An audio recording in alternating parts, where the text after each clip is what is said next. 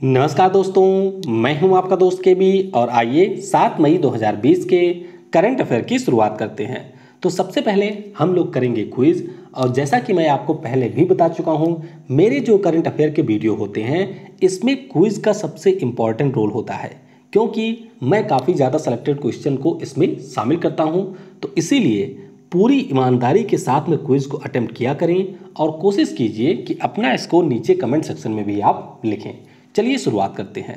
CMS का जो corp 13 आयोजित किया गया गुजरात के गांधीनगर में, उसका शुभंकर यानी कि मैस्कॉट क्या था? प्रिट्जकर पुरस्कार किस क्षेत्र से संबंधित है? प्रिट्जकर पुरस्कार प्राप्त करने वाले एकमात्र भारतीय कौन है?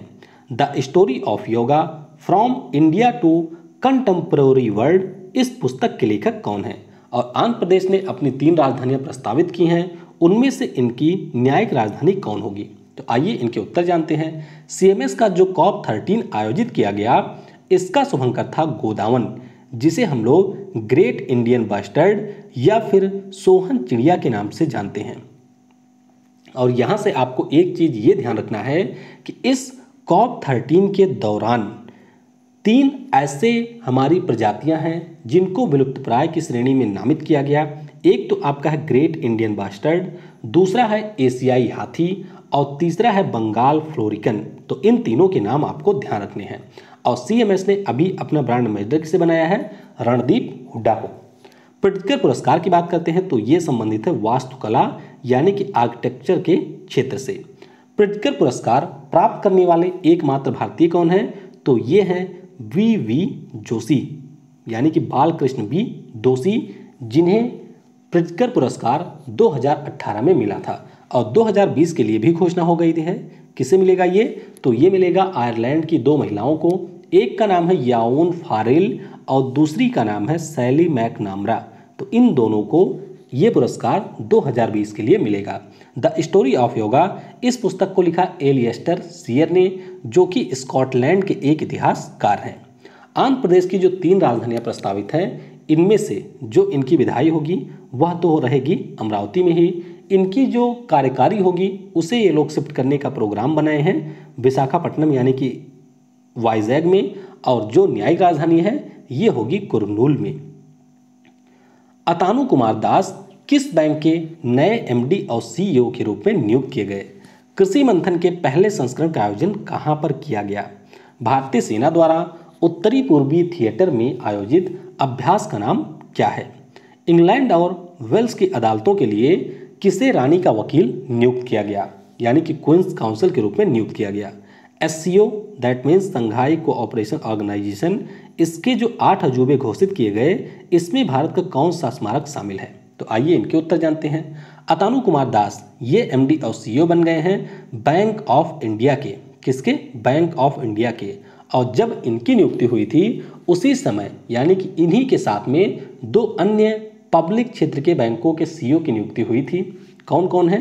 एक तो है संजीव चड्ढा जो कि बने थे बैंक ऑफ बड़ौदा के, और एक है लिंगम वेंकट प्रभाकर जो कि बने थे केनरा बैंक के। तो इनके बारे में भी आपको याद रखना है।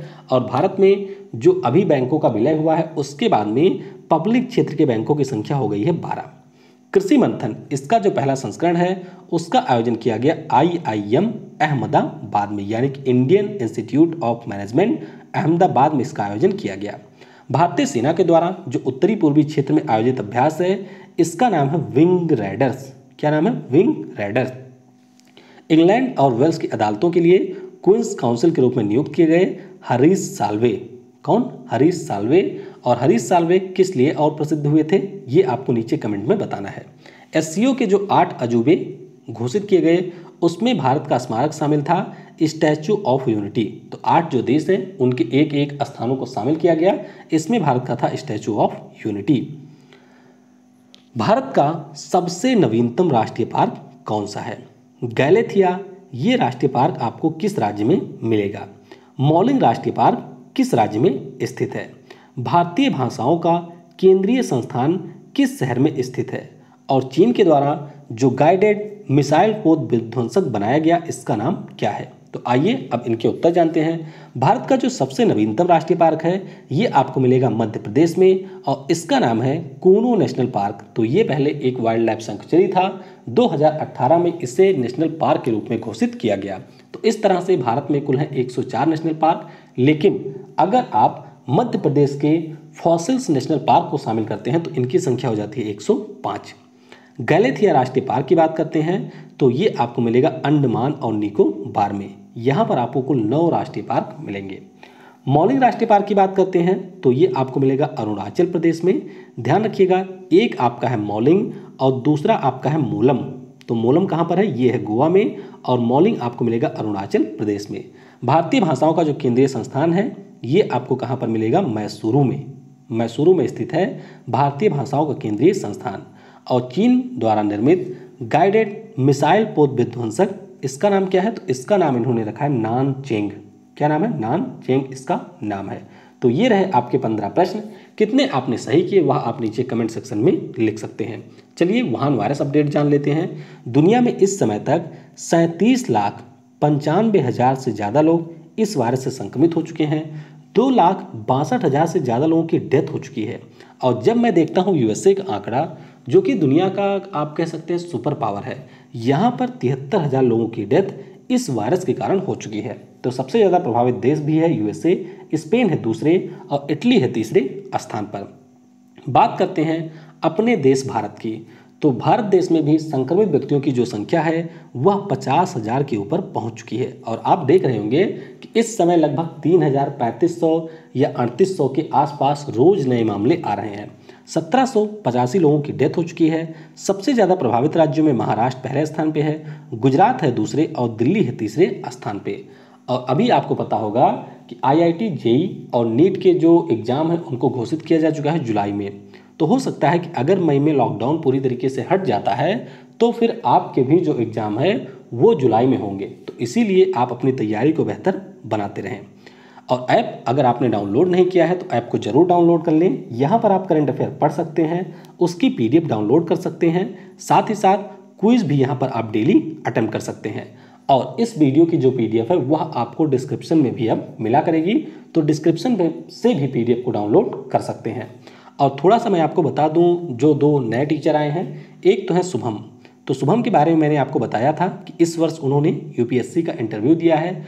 दूसरे हैं गौरव, जो आपके लिए इस समय डेली वोकैब का कोर्स लेकर के आ रहे हैं। उनके बारे में बताऊं तो उन्होंने जो एसएससी सीजीएल 2018 हुआ है 600 में से अभी तक, यानी कि मेंस और प्री मिला करके उनके 550 नंबर हैं। और अगर हम बात करते हैं इंग्लिश की, तो इंग्लिश में प्री में उन्हें 50 में 50 नंबर मिला था। और मेंस की बात करते हैं तो मेंस में भी उन्हें 200 में 180 नंबर मिला है।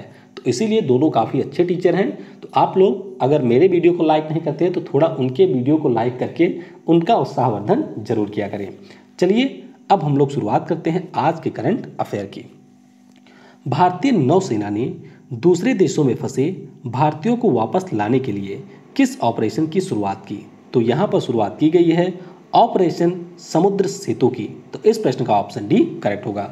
अब इसके लिए हमारे 2 जहाज लगाए गए हैं, एक का नाम है आईएनएस जलासवा और दूसरे का नाम है आईएनएस मगर। तो जो हमारे विमान यानी कि जो जहाज है उनको बंद कर दिया गया है, इसीलिए ये दोनों जहाज जाएंगे मालदीव की राजधानी माले और वहाँ से पहले चरण में 1000 लोगों को लेकर के ये वापस लौटेंगे। और बाद में इन सभी लोगों को कोच्चि में बनाए गए क्वारंटीन सेंटर में रखा जाएगा। तो ध्यान रखिएगा, ऑपरेशन समुद्र सेतु इसका नाम है। और भारतीय सेना के द्वारा कोविड-19 के लिए ऑपरेशन नमस्ते की शुरुआत की गई थी। किस राज्य की सरकार ने प्रवासियों के परिवार के सदस्यों को जागरूक करने के लिए निगाह कार्यक्रम का शुभारंभ किया? तो निगाह जो कार्यक्रम है इसका शुभारंभ किया है हिमाचल प्रदेश की सरकार ने। तो इस प्रश्न का ऑप्शन ए करेक्ट होगा। अब यहाँ पर होगा क्या? जैसा कि आपको पता होगा कि इस समय जो भी हमारे प्रवासी मजदूर भाई हैं वो लौट रहे हैं किसी अन्य राज्य से अपने राज्य में। तो यहाँ पर जो हिमाचल प्रदेश के मजदूर लौट रहे हैं राज्यों में अपने, तो उनके परिवार वालों को आशा वर्कर, स्वास्थ्य कर्मचारी, आंगनवाड़ी कार्यकर्ता, इन सभी के द्वारा किस प्रकार से उन्हें होम क्वारंटाइन रखना है, उसके लिए क्या क्या चीज़ों का पालन करना है, उन सभी के बारे में जागरूकता फैलाई जा रही है, यानी कि उन सभी के बारे में जानकारी दी जा रही है। तो ये भी आपको याद रखना है। बात करते हैं हिमाचल प्रदेश राज्य की, तो यहाँ पर आपको दो राजधानियाँ मिलेंगी, एक तो है शिमला और दूसरी है धर्मशाला। राज्यपाल यहाँ के हैं बंडारू दत्तात्रेय और यहाँ के मुख्यमंत्री हैं जयराम ठाकुर। और आपके लिए प्रश्न है, निगाह नाम का एक ऐप है, तो इसे किस राज्य ने लॉन्च किया था, वह आपको नीचे कमेंट सेक्शन में बताना है। और जयराम ठाकुर की पार्टी कौन सी है, बीजेपी। केंद्र सरकार व विज्ञान और प्रौद्योगिकी विभाग द्वारा युवक कैरियर पुरस्कार, बात हो रही है यंग कैरियर अवार्ड 2020 की, तो इसके लिए किसे चुना गया है, तो यहाँ पर चुना गया है सौरभ लोढ़ा को। तो इस प्रश्न का ऑप्शन सी करेक्ट होगा। ये आप देख सकते हैं सौरभ लोढ़ा को, जो कि वर्तमान में आईआईटी बॉम्बे के एक प्रोफेसर हैं। तो इन्हें यह पुरस्कार नैनो विज्ञान और प्रौद्योगिकी के क्षेत्र में दिया जाएगा। अब काम इन्होंने क्या किया था, तो काम के बारे में वैसे आपकी परीक्षा में नहीं पूछा जाएगा, लेकिन थोड़ा सा ध्यान रखिएगा। जो हमारे ट्रांजिस्टर होते हैं, आपको पता होगा कि इसमें सिलिकॉन और नैनो इलेक्ट्रिक उपकरणों का प्रयोग किया जाता है। तो इन्होंने एक ऐसी टेक्नोलॉजी बनाई जिसके माध्यम से वांडर वाल सिद्धांत का प्रयोग किया जाएगा और ट्रांजिस्टर का निर्माण किया जाएगा, यानी कि सिलिकॉन और नैनो इलेक्ट्रिक उपकरण का प्रयोग इसमें नहीं किया जाएगा।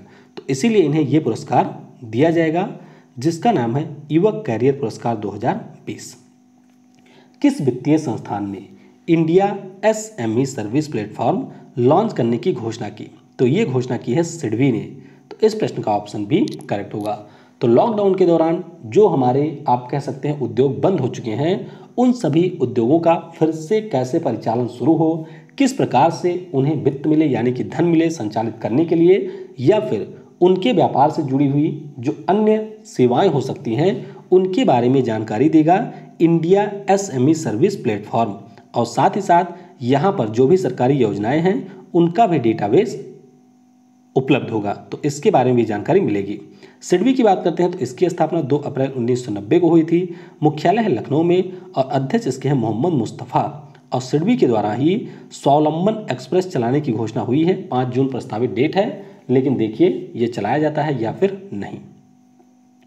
कृष्णन रामचंद्रन किस बीमा कंपनी के नए एमडी और सीईओ नियुक्त किए गए, तो ये बन गए हैं मैक्स बूपा हेल्थ इंश्योरेंस के। तो इस प्रश्न का ऑप्शन भी करेक्ट होगा।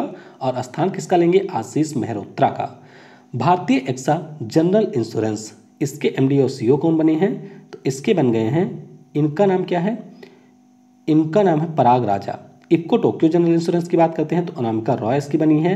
और एसबीआई जीवन बीमा की बात करते हैं तो इसके कौन बने हैं, इसके बने हैं संजीव नौटियाल। तो इनके बारे में भी आपको ध्यान रखना है।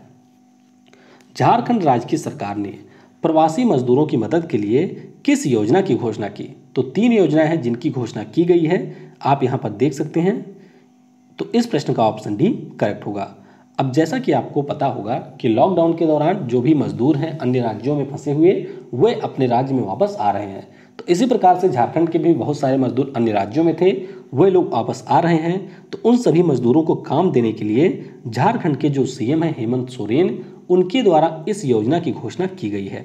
तो इसके लिए 20,000 करोड़ रुपए आवंटित किए गए हैं और इन्होंने ये टारगेट रखा है कि 25 करोड़ मानव दिवस हम बनाएंगे। यहाँ पर 25 करोड़ मानव दिवस का मतलब क्या है कि जैसे एक दिन होता है वहाँ पर लोग काम करते हैं तो उसके लिए उन्हें कुछ मजदूरी मिलती है, तो इसी प्रकार से 25 करोड़ मानव दिवस ये लोग बनाएंगे। अब इन योजनाओं के बारे में भी थोड़ा सा जान लेते हैं। पहला है वीर शहीद पोतो हो खेल विकास योजना, तो इसके अंतर्गत राज्य में खेल के मैदान का निर्माण किया जाएगा। दूसरी है बिरसा हरित ग्राम योजना, तो इसके अंतर्गत 2 लाख एकड़ जो सरकारी खाली पड़ी जमीनें हैं वहाँ पर पौधे लगाए जाएंगे। इसके अलावा जो रोड हैं उनके किनारे भी पौधे लगाए जाएंगे। और इससे ये अनुमान लगाया गया है कि जो भी ग्रामीण क्षेत्र के लोग होंगे उनको आगे चल करके 50,000 रुपये की इनकम भी होगी। नीलांबर पीताम्बर जल समृद्धि योजना, तो इसके अंतर्गत क्या होगा, मानसून आने वाला है तो इसीलिए जल के भंडारण के लिए जल भंडारण इकाइयाँ बनाई जाएंगी। और इन्होंने टारगेट रखा है कि हम 5 लाख करोड़ लीटर भूमिगत जल का भंडारण करेंगे इस योजना के अंतर्गत। तो इससे आप देख सकते हैं काफ़ी सारा काम भी मिल जाएगा लोगों को, और स्टेट में भी बहुत सारे जो हमारे पर्यावरण से संबंधित कार्य हैं वो भी हो जाएंगे। उत्तर कोरिया के तानाशाह किम जोंग उन को किस देश ने द्वितीय विश्व युद्ध के स्मारक पदक से सम्मानित किया, तो यहाँ पर इन्हें सम्मानित किया है रूस ने। तो इस प्रश्न का ऑप्शन सी करेक्ट होगा। दरअसल जब द्वितीय विश्व युद्ध हुआ था तो उस समय जर्मनी और रूस में लड़ाई हुई थी और नाजी जर्मनी पर जीत हुआ था उस समय रूस का। किसका? रूस का। रूस वहाँ पर इस युद्ध में जीता था। तो उसकी 75वीं वर्षगांठ मनाई गई थी पिछले साल और वहाँ पर किम जोंग उन को भी बुलाया गया था।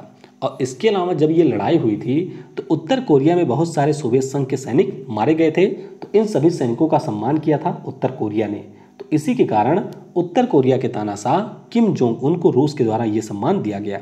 रूस की बात करते हैं तो राजधानी यहाँ की मॉस्को है, मुद्रा है यहाँ की रूबल, पीएम अभी नए बने हैं कार्यवाहक जिनका नाम है आंद्रे बेलेसेव, और राष्ट्रपति तो मैंने आपको बता दिया व्लादिमीर पुतिन है। रूस कुछ अन्य कारणों से भी न्यूज में था, जैसे कि हमारा सबसे बड़ा रक्षा वाला जो पार्टनर है वह रूस ही है, यानी कि सबसे ज़्यादा हथियार हम रूस से ही खरीदते हैं। रूस ने अभी आर्कटिक M उपग्रह लॉन्च करने की घोषणा की है। रूस के द्वारा पहला जो तैरता हुआ न्यूक्लियर रिएक्टर है अकादमिक लोमोनोसोव उसका निर्माण किया गया। साथ ही साथ इन्होंने फेडोर नाम का एक रोबोट भी बनाया था और रूस को जो हम पेमेंट करते हैं उसे अब यूको बैंक के माध्यम से किया जाएगा। तो इन सभी कारणों से रूस था न्यूज में। किस मंत्रालय द्वारा कोविड-19 के मद्देनजर गरुड़ पोर्टल लॉन्च किया गया? तो ये लॉन्च किया है नागरिक उड्डयन मंत्रालय ने। तो इस प्रश्न का ऑप्शन ए करेक्ट होगा।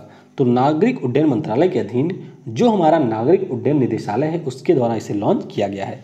तो गरुड़ का पूरा नाम क्या है? नाम से ही आप इसका मतलब भी समझ जाएंगे, government authorisation for relief using drones. आपने पहले भी ये पढ़ा होगा जैसे कि इंदौर में ड्रोन का यूज किया गया सिटी को सैनिटाइज करने के लिए। तो इसी प्रकार से बहुत सारे ऐसे स्थान हैं या बहुत सारे ऐसे शहर हैं जहां पर ड्रोन का यूज किया जाता है सैनिटाइज करने के लिए।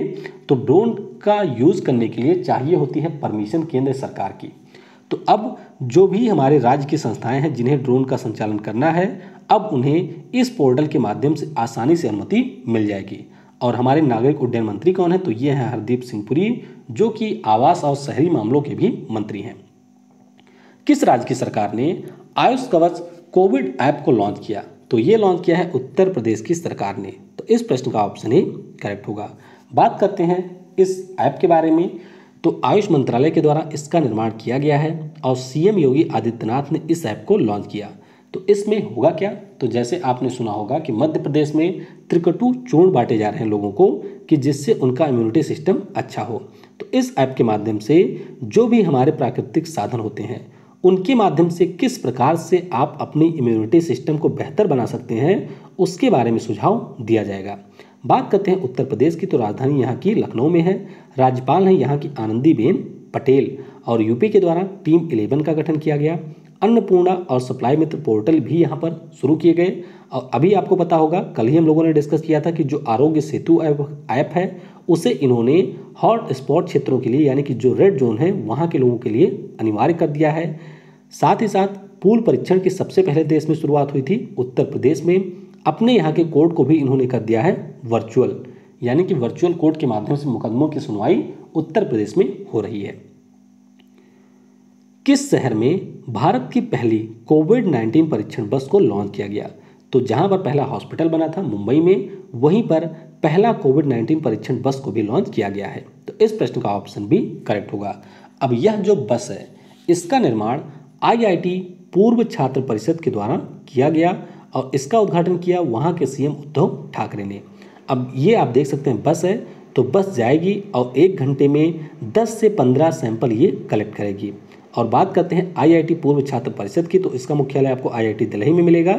यह हमारे 3 IIT संस्थानों की एक परिषद है। जैसे कि आपने बैंकों का सुना होगा, इंडियन बैंकिंग एसोसिएशन, उसी प्रकार से ये हमारे IIT संस्थानों की एक परिषद है। किस कंपनी ने कोविड-19 के नियंत्रण के लिए आई फॉर इंडिया प्रोग्राम का आयोजन किया? तो इसका आयोजन किया है फेसबुक ने। तो इस प्रश्न का ऑप्शन डी करेक्ट होगा। तो ये जो प्रोग्राम था इसके अंतर्गत बॉलीवुड अभिनेताओं के द्वारा कोविड-19 के लिए डोनेट करने की अपील की गई। स्लोगन इसका रहा can I will I must help. और अभिनेता आमिर खान के द्वारा इस प्रोग्राम की शुरुआत की गई और इसका समापन किया शाहरुख खान ने। तो ये आपको ध्यान रखना, फेसबुक ने इसकी शुरुआत की। फेसबुक ने अभी हिस्सेदारी खरीदी है रिलायंस जियो में। इनका एक पोर्टल है आदिवासी महिलाओं के लिए जिसका नाम है गोल, यानी कि girl online going online as a leader, तो आदिवासी के लिए है। उसके अलावा बी थिंक डिजिटल नाम का भी प्रोग्राम इनके द्वारा शुरू किया गया है। वीडियो कॉन्फ्रेंसिंग के माध्यम से आयोजित बम्बू सम्मेलन में किसने हिस्सा लिया? तो इसमें हिस्सा लिया केंद्रीय मंत्री डॉक्टर जितेंद्र सिंह ने। तो इस प्रश्न का ऑप्शन बी करेक्ट होगा। जितेंद्र सिंह की बात करते हैं तो इनके पास तो एक है पूर्वोत्तर क्षेत्र के विकास का मंत्रालय, इसके अलावा कई सारे मंत्रालय के ये राज्य मंत्री भी हैं, जैसे कि हमारा पीएमओ हो गया, उसके अलावा जो पेंशन वाला है, उसके अलावा एटॉमिक एनर्जी एंड स्पेस है। तो इन सभी मंत्रालयों के ये राज्य मंत्री भी हैं। कॉन्स्टिट्यूंसी इनकी क्या है? उधमपुर है। तो बांस के महत्ता के ऊपर यहाँ पर चर्चा की गई, यानी कि किस प्रकार से बांस का उपयोग हमारी अर्थव्यवस्था को आगे ले जाने में किया जाएगा। और उत्तर पूर्वी क्षेत्रों की बात करते हैं तो पूरे भारत का लगभग 60% बांस का उत्पादन इन्हीं उत्तर पूर्वी क्षेत्र के राज्यों में होता है। किस राज्य की सरकार ने अन्य राज्य में के फंसे लोगों के लिए एग्जिट ऐप लॉन्च किया? तो ये ऐप लॉन्च किया है पश्चिम बंगाल की सरकार ने। तो इस प्रश्न का ऑप्शन डी करेक्ट होगा। तो जो भी लोग किसी अन्य राज्य के हैं और वह पश्चिम बंगाल में फंसे हुए हैं, वह लोग इस ऐप पर जाएंगे और यहाँ पर अपना पंजीकरण करेंगे। उसके बाद में राज्य सरकार के द्वारा उन्हें उनके राज्य में वापस भेजने का प्रबंध किया जाएगा। बात करते हैं अगर हम लोग पश्चिम बंगाल की, तो राजधानी यहाँ की कोलकाता है, राज्यपाल हैं जगदीप धनखड़, मुख्यमंत्री हैं ममता बनर्जी, और इन्होंने अभी एक बुक लिखी है जिसका नाम है India in distress. New frontier capital management company ने किस आईआईटी के साथ उद्यमों के एक वैश्विक नेटवर्क स्थापित करने के लिए समझौता किया? तो ये समझौता इन्होंने किया है आईआईटी हैदराबाद के साथ में। तो इस प्रश्न का ऑप्शन ए करेक्ट होगा। New frontier capital management company की बात करते हैं तो ये है हांगकांग की, और इसके अंतर्गत ये लोग आईआईटी हैदराबाद के परिसर में एक कार्यालय की स्थापना करेंगे जिसका उद्देश्य होगा नवाचार और अनुसंधान, यानी कि इनोवेशन एंड रिसर्च। प्रत्येक वर्ष विश्व हाथ स्वच्छता दिवस बात हो रही है वर्ल्ड हैंड हाइजीन डे की, तो ये कब मनाया जाता है? तो ये दिवस होता है प्रत्येक वर्ष 5 मई को। तो इस प्रश्न का ऑप्शन बी करेक्ट होगा। तो स्वास्थ्य देखभाल की सुविधाओं में हाथ की सफाई का क्या महत्व है? हाथ की सफाई मतलब चोरी नहीं, हाथ की स्वच्छता का क्या महत्व है, इसके बारे में लोगों को जागरूक किया जाता है। और कोविड-19 के लिए हाथ का महत्व तो और भी ज़्यादा बढ़ जाता है। थीम इस बार की है save lives clean your hands. आखिरी प्रश्न है मिश्रा धातु निगम लिमिटेड, बात हो रही है मिधानी की, तो इसके अध्यक्ष और प्रबंध निदेशक के रूप में किसे नियुक्त किया गया? तो यहाँ पर नियुक्ति हुई है संजय कुमार झा की। तो इस प्रश्न का ऑप्शन सी करेक्ट होगा। तो रक्षा मंत्रालय के द्वारा राष्ट्रपति के आदेश के माध्यम से इनकी नियुक्ति की गई है। ध्यान रखिएगा, कंपनी का नाम है मिश्रा धातु निगम लिमिटेड और इसके नए अध्यक्ष और प्रबंध निदेशक बन गए हैं संजय कुमार झा। आज के वीडियो से आपके लिए प्रश्न है सुरक्षित दादा दादी व नाना नानी अभियान की शुरुआत किसने की है? डेनियल डी रासी किस देश के फुटबॉल खिलाड़ी हैं जिन्होंने संन्यास की घोषणा की है? नौसेना के द्वारा पहले महानेवी कनेक्ट अभियान की शुरुआत किस राज्य में की गई? खोला मिर्ची के लिए किस राज्य को जीआई टैग दिया गया? और institute of companies secretary of India के द्वारा किसे आजीवन उपलब्धि पुरस्कार से सम्मानित किया गया? तो इन प्रश्नों के उत्तर आपको नीचे कमेंट सेक्शन में देने हैं, और हो सकता है आज शाम की जो वीडियो होगी मेरी, उसमें हम लोग इंडिया के द्वारा जो भी डिफेंस प्रोक्योरमेंट किए जा रहे हैं उनके बारे में हम डिस्कस करेंगे। Thanks for watching. जय हिंद, जय भारत, और सबसे ज़रूरी, पढ़ेगा भारत तो बढ़ेगा भारत।